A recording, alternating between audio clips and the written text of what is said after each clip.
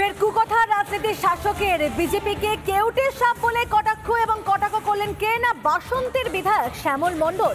ভোটের প্রচারে বিরোধীদের নিশানা, একই সঙ্গে কিন্তু অন্য সেই নিদানও শোনা গেল আরেক বিধায়কের মুখে। তবে শ্যামল মণ্ডল যখন সেখানে সে জনসভায় গিয়েছেন, সেই জনসভা থেকে রীতিমতো বিজেপিকে কেউটে সাপ বলে কটাক্ষ করলেন। কি বললেন শ্যামল মণ্ডল শুনবো আমরা।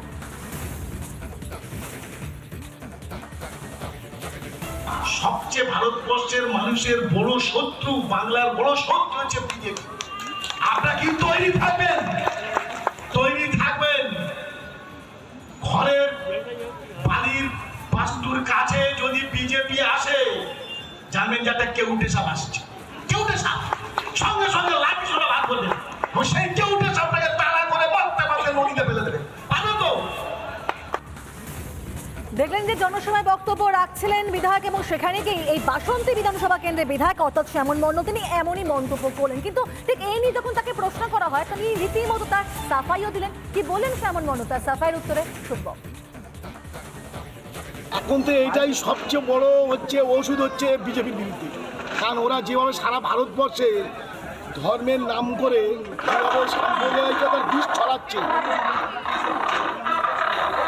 সেজন্যই কিন্তু আমি বলেছি যে আমাদের পশ্চিমবাংলার বিভিন্ন প্রান্তে, ভারতবর্ষের বিভিন্ন প্রান্তে যেখানে যেখানে ওরা যাবে মানুষের কাছে, কারোর বাস্তুবিদের কাছে, রাস্তায় ওদের বিরুদ্ধে প্রতিবাদ করবার জন্যে কেউটে সাপ হিসেবে ওদেরকে লাঠি দিয়ে পিঠে তাড়া করতে হবে, কেউটে সাপের মতো ওদের জব্দ করতে হবে। তবে শুধুমাত্র কিন্তু বিধায়ক শ্যামল মণ্ডল নয়, এই প্রচার সভায় আরেক বিধায়কও ছিলেন এবং তার মুখেও কিন্তু খানিকটা একই কথা শোনা গেল, অর্থাৎ একই পথে তিনিও হেঁটেছিলেন। আপনাদেরকে শোনাবো যে বিধায়ক লাভলি মৈত্র ঠিক এদিন প্রচার সভা থেকে কি বলেছেন, শুনুন। আজকে আবাস যোজনার টাকা কারা আটকে রেখেছে? বিজেপি আটকে রেখেছে, কেন্দ্রীয় সরকার। কে দেবে আপনাদের? মমতা বন্দ্যোপাধ্যায় দেবে। আজকে লক্ষ্মীর ভান্ডার, এত মায়েরা এখানে উপস্থিত আছে, পাচ্ছেন তো? কি মায়েরা একটু জোরে শুনি, হাত তুলুন। লক্ষ্মীর ভান্ডারের টাকা দ্বিগুণ হয়েছে তো? খুশি তো মায়েরা?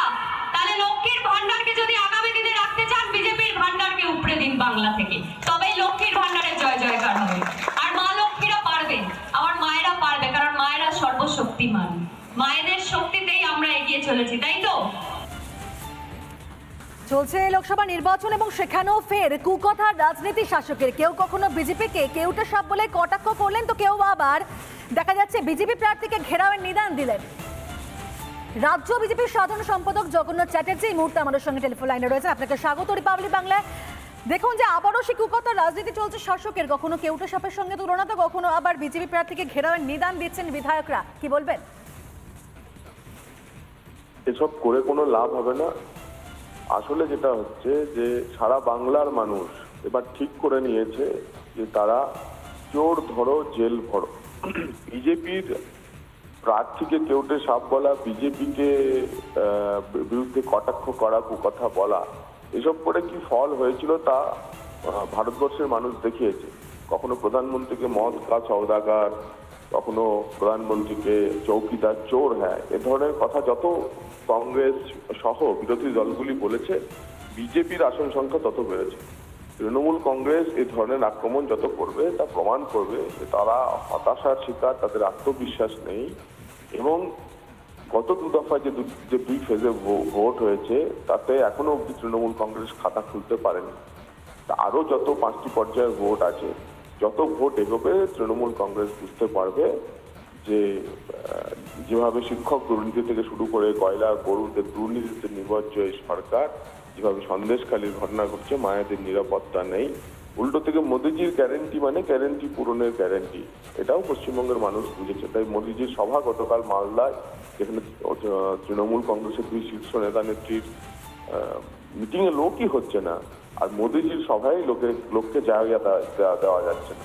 তো সেই কারণে এই বিপরীত পরিস্থিতিতে তৃণমূল কংগ্রেসের একবার গরমও পড়েছে।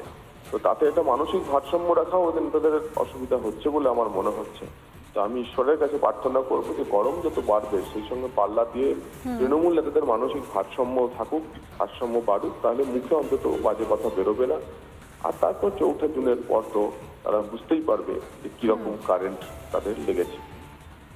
মানে কোথাও কি আপনি বলতে চাইছেন যে শাসক দল যতই আক্রমণাত্মক হবে ততই আপনাদের ভোট বাড়বে? ধন্যবাদ জগন্নাথ বাবু। শুনলেন যে তিনি কি বলেন, একই সঙ্গে আপনাদেরকে আরো একবার শোনাতে চাইবো, একই সঙ্গে বলতে চাইবো যে জয়নগর লোকসভার তৃণমূল প্রার্থী যার নাম প্রতিমা মণ্ডল, তার সমর্থনে সভা চলছিল এবং সেই প্রচার সভায় উপস্থিত ছিলেন বাসন্তের বিধায়ক শ্যামল মণ্ডল এবং সোনারপুর দক্ষিণের বিধায়ক লাভলি মৈত্র। ঠিক ওই মঞ্চ থেকে রাজ্যের বিরোধী দলকে একের পর এক ঠিক এইভাবেই আক্রমণ সানিয়েছেন শাসক দলের দুই বিধায়ক। আর এই নিয়ে স্থানীয় বিজেপি নেতৃত্ব কি বলছেন শুনবো। বাসন্তীর বিধায়ক শ্যামল মণ্ডল যে বক্তব্য রেখেছে তার আমি তীব্র নিন্দা করছি। তিনি কয়েকদিন আগে বলেছিলেন যে আমি তৃণমূলে নিরাপদ নই, তৃণমূলে থাকলে তার মেরে দেওয়ার সম্ভাবনা আছে। আমাদের সঙ্গে কেউটে সাপের মতো ব্যবহার করতে হবে না, ওনার দলের লোকই ওনার সঙ্গে কেউটে সাপের মতো ব্যবহার করবে। লাঠিটা ওনার জন্যই গুছিয়ে রেখেছেন, বাসন্তীতে ওনার পিঠেই লাঠিটা পড়বে। শ্যামল মণ্ডল যিনি বিধায়ক কয়েকদিন আগে বিজেপির সঙ্গে যোগাযোগ তৈরি করছিলেন। আসলে রক্তের দোষ এটা। তৃণমূল কংগ্রেস মানেই চোর আর তৃণমূল কংগ্রেস মানেই অসভ্য। ফের কুকথার রাজনীতির শাসকের বিজেপিকে কেউটে সাপ বলে কটাক্ষ এবং কটাক্ষ করলেন কে না বাসন্তের বিধায়ক শ্যামল মণ্ডল। ভোটের প্রচারে বিরোধীদের নিশানা, একই সঙ্গে কিন্তু অন্য সেই নিদানও শোনা গেল আরেক বিধায়কের মুখে। তবে শ্যামল মণ্ডল যখন সেখানে সে জনসভায় গিয়েছেন, সেই জনসভা থেকে রীতিমতো বিজেপিকে কেউটে সাপ বলে কটাক্ষ করলেন। কি বললেন শ্যামল মণ্ডল শুনবো আমরা।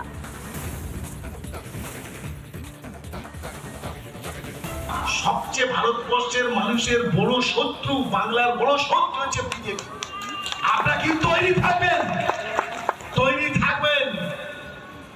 ঘরের বাড়ির বাস্তুর কাছে যদি বিজেপি আসে, জানবেন যে একটা কেউটে সাপ আসছে। কেউটে সাপ সঙ্গে সঙ্গে লাঠি সরা ভাগ করবেন, সেই কেউটে সাপটাকে তাড়া করে মারতে মারতে নদীতে ফেলে দেবে। পাবে তো?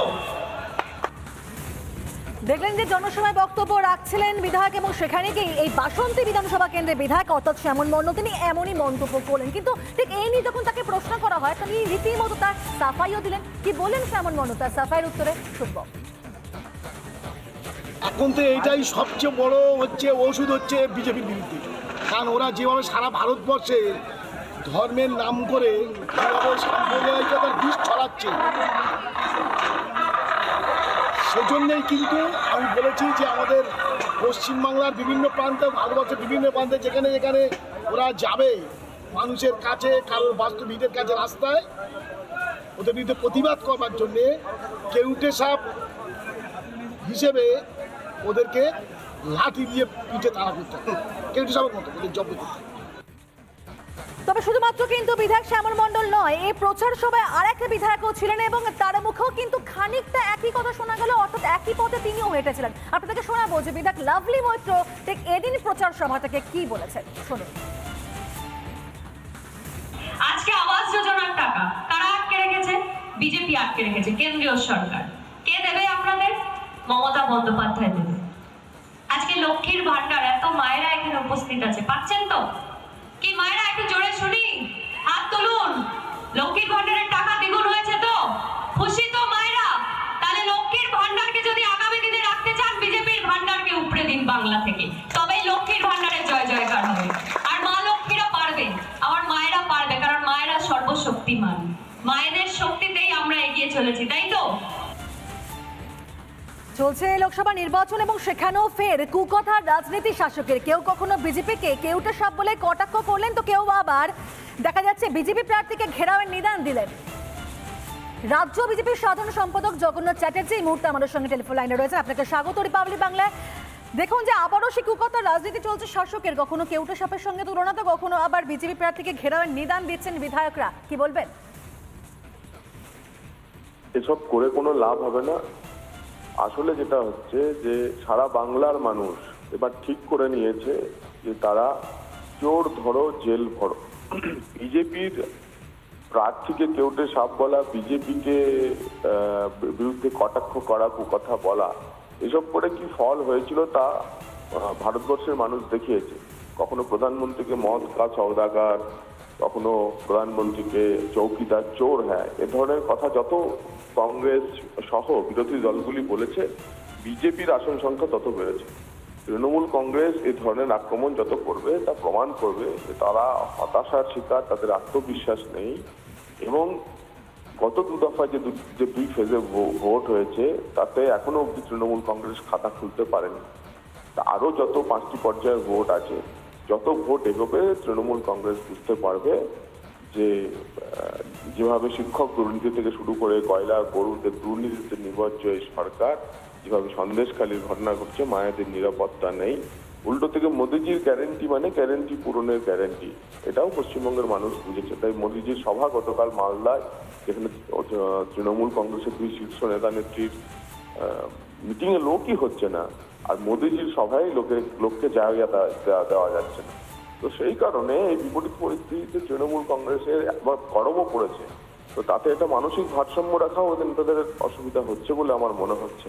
তো আমি ঈশ্বরের কাছে প্রার্থনা করবো যে গরম যত বাড়বে সেই সঙ্গে পাল্লা দিয়ে তৃণমূল নেতাদের মানসিক ভারসাম্য থাকুক, ভারসাম্য বাড়ুক, তাহলে মুখে অন্তত বাজে কথা বেরোবে না। আর তারপর 4 জুনের পর তো তারা বুঝতেই পারবে যে কিরকম কারেন্ট তাদের লেগেছে। মানে কোথাও কি আপনি বলতে চাইছেন যে শাসক দল যতই আক্রমণাত্মক হবে ততই আপনাদের ভোট বাড়বে? ধন্যবাদ জগন্নাথ বাবু। শুনলেন যে তিনি কি বলেন, একই সঙ্গে আপনাদেরকে আরও একবার শোনাতে চাইবো, একই সঙ্গে বলতে চাইবো যে জয়নগর লোকসভার তৃণমূল প্রার্থী যার নাম প্রতিমা মণ্ডল, তার সমর্থনে সভা চলছিল এবং সেই প্রচার সভায় উপস্থিত ছিলেন বাসন্তের বিধায়ক শ্যামল মণ্ডল এবং সোনারপুর দক্ষিণের বিধায়ক লাভলি মৈত্র। ঠিক ওই মঞ্চ থেকে রাজ্যের বিরোধী দলকে একের পর এক ঠিক এইভাবেই আক্রমণ সানিয়েছেন শাসক দলের 2 বিধায়ক। আর এই নিয়ে স্থানীয় বিজেপি নেতৃত্ব কি বলছেন শুনবো। বাসন্তীর বিধায়ক শ্যামল মণ্ডল যে বক্তব্য রেখেছে তার আমি তীব্র নিন্দা করছি। তিনি কয়েকদিন আগে বলেছিলেন যে আমি তৃণমূলে নিরাপদ নই, তৃণমূলে থাকলে তার মেরে দেওয়ার সম্ভাবনা আছে। আমাদের সঙ্গে কেউটে সাপের মতো ব্যবহার করতে হবে না, ওনার দলের লোকই ওনার সঙ্গে কেউটে সাপের মতো ব্যবহার করবে। লাঠিটা ওনার জন্যই গুছিয়ে রেখেছেন, বাসন্তীতে ওনার পিঠেই লাঠিটা পড়বে। শ্যামল মণ্ডল যিনি বিধায়ক, কয়েকদিন আগে বিজেপির সঙ্গে যোগাযোগ তৈরি করছিলেন। আসলে রক্তের দোষ এটা। তৃণমূল কংগ্রেস মানেই চোর, আর তৃণমূল কংগ্রেস মানেই অসভ্য।